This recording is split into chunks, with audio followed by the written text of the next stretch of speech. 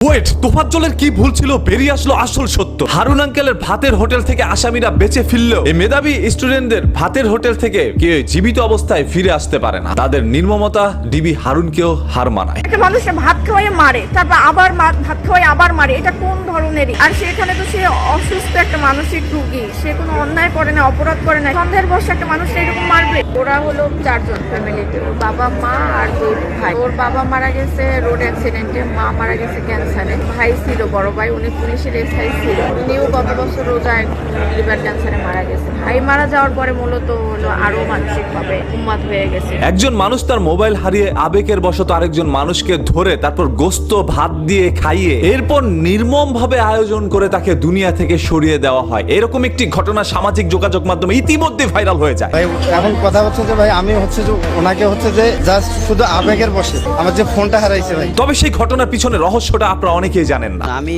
বাংলাদেশ আওয়ামী ছাত্রলীগ পাথরঘাটা উপজেলার কাঁঠালতলী ইউনিয়ন বরগুনা জেলা। আমার একটা মেসেজ দেব যে আল্লাহ সর্বশক্তিমান, আল্লাহ দেখে আমরা সবাই সতর্ক হয়ে যাব। এখানে কোনো রাজনৈতিক চাল আছে বিদায় অনেকে সন্দেহ করছেন। যেহেতু তোফাজ্জলের ভাই একজন এসআই ছিলেন, তোফাজ্জল একটি মেয়েকে অসম্ভব ভালোবাসতো কিন্তু কোনোদিন তাকে পায়নি। অন্যদিকে ছোটবেলায় তার বাবাকে হারায়, তারপর 2019 সালে তার মাকে হারায়। 2023 সালে তার সর্বশেষ আশ্রয় তার বড় ভাই, যিনি ক্যান্সারে আক্রান্ত হয়ে দুনিয়া থেকে সরে যায়, তাকেও তিনি হারায়। সবাইকে হারিয়ে পাগলের মতো ছটফট করতে থাকে রাস্তার মধ্যে। মানুষ তাকে যখন যা দিত তাই খেয়ে তিনি বেঁচে ছিল। একটা সময় কিন্তু তোফাজ্জল দেখতে যেরকম স্মার্ট ছিল সেরকম ভাবে তিনি একজন মেধাবী ছাত্র ছিলেন। তবে দুনিয়ার নির্মমতায় তিনি একসময় পাগলে পরিণত হয়। হাঁটতে হাঁটতে ঢাকা বিশ্ববিদ্যালয়ের মধ্যে ঢুকে যায় খাবারের জন্য। যেহেতু তিনি খালি গায়ে ছিল, মানুষ ভেবে নিয়েছিল ও একজন চোর। তারপর পকেটে হাত দিয়ে বলতেছে, আমার তো মোবাইল ফোনটা হারিয়ে গিয়েছে, এখন ওই এটা চুরি করেছে। ভাই ধরে নিলাম আপনার মোবাইল ফোনটা হারিয়ে গিয়েছে, এখন আপনি কিন্তু অনেকটা উত্তেজিত। আপনি যদি আসলে উত্তেজিত হয়ে থাকতেন তাহলে আপনার টাকা খরচ করে কেন আবার তাকে হোটেলের মধ্যে নিয়ে ভাতের সাথে গোস্ত খাইয়ে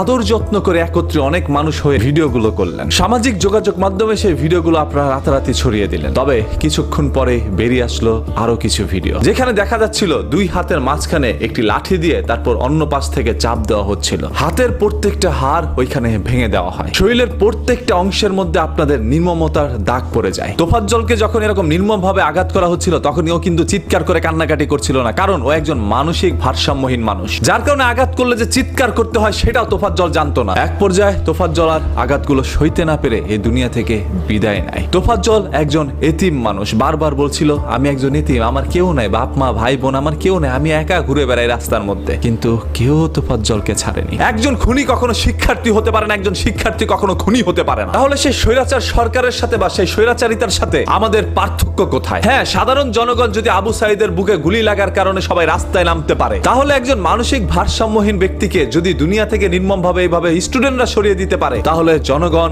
আবারও রাস্তায় নামতে পারে। একজন অপরাধীর পরিচয় কি সেটা আমরা তখনই ভুলে যাব যখন সে সব থেকে বড় অপরাধটি করবে। শুধুমাত্র মোবাইল ফোন হারিয়ে আবেগের বশতে কিভাবে এরকম কাজটা করে তিনি। ধিক্কার জানাই সেই সকল মানুষগুলোকে। আজকে দেশের মধ্যে নাকি বাক স্বাধীনতা চলে আসছে, আমরা নাকি স্বাধীনভাবে কথা বলতে পারবো। আজকে সেই সকল স্টুডেন্টদের বিরুদ্ধে কথা বলতে গিয়ে হয়তোবা আমার জীবনও এখন ভয়ঙ্কর পরিণতিতে পড়তে পারে। হয়তোবা তারা আমাকে ইনভাইট করে আদর যত্ন করে এরকম নির্মম ভাবে দুনিয়া থেকে সরিয়ে দিতে পারে। বলতে পারে আমি তার পকেট থেকে তার বাটন মোবাইলটি চুরি করে নিয়েছি। আসলে তোফাজ্জল তার মাকে হারায়, বাবাকে হারায়, তার ভাইকে হারায়, তার ভালোবাসার একমাত্র মানুষটিকে হারায়। সবাইকে হারিয়ে তোফাজ্জল এই দুনিয়ার মধ্যে বেঁচে থেকেই বা কি লাভ? যদি বিদায় করেই দিতে হইতো তাহলে কেন ভাত খাওয়াইলেন? সর্বশেষ কথা একটাই, প্রত্যেকটি ঘটনার পিছনে রাজনৈতিক কোনো চাল রয়েছে। এই দেশ কি আরো ভয়ঙ্কর রূপ নিতে যাচ্ছে? প্রত্যেকটা দুর্ঘটনার পিছনে সেই ছোট্ট ঘটনাটি কি? প্রত্যেকটা চক্রান্তর পিছনে সেই বড় চক্রগুলো কারা? বের করুন, দেশের মধ্যে শান্তি ফিরে আসবে ইনশাআল্লাহ।